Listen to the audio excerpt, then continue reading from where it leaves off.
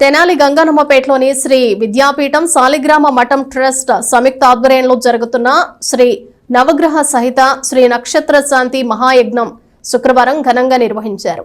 మహా నవగ్రహ హోమాన్ని ఆరుద్ర నక్షత్రం వారితో నిర్వహించారు. తెనాలిలో జరుగుతున్న శ్రీ నవగ్రహ సహిత శ్రీ నక్షత్ర శాంతి మహాయజ్ఞంలో శుక్రవారం ఆరుద్ర నక్షత్రం వారితో గణపతి పూజ, రుద్రాభిషేకం, గణపతి హోమం, నవగ్రహ హోమం, నక్షత్ర శాంతి హోమం, మృత్యుంజయ హోమాన్ని ఎల్లప్రగడ పవన్ కుమార్ శర్మ ఆధ్వర్యంలో ఋత్వికులు నిర్వహించారు. సాయంత్రం 5:30 గంటలకు లక్ష మల్లెపూల పూజ నిర్వహించారు.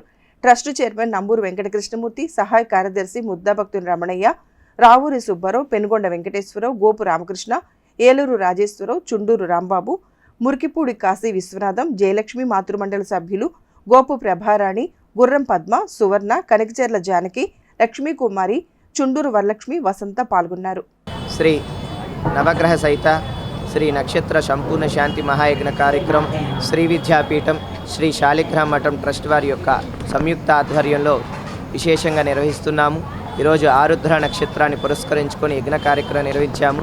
అలాగే సంధ్యా సమయంలో అమావాస్య, అలాగే శుక్రవారము ఆరుద్ర నక్షత్రం కలిసి వచ్చిన శుభవేళలో ఆ పార్వతీ పరమేశ్వరుడికి విశేషమైన ఆరాధన కైంకర్యం శ్రీ లలిత మహాత్రిపుర సుందరి అమ్మవారికి 150 కేజీల మల్లె పుష్పాలతో అర్చన కైంకర్యం నిర్వహించామన్నమాట.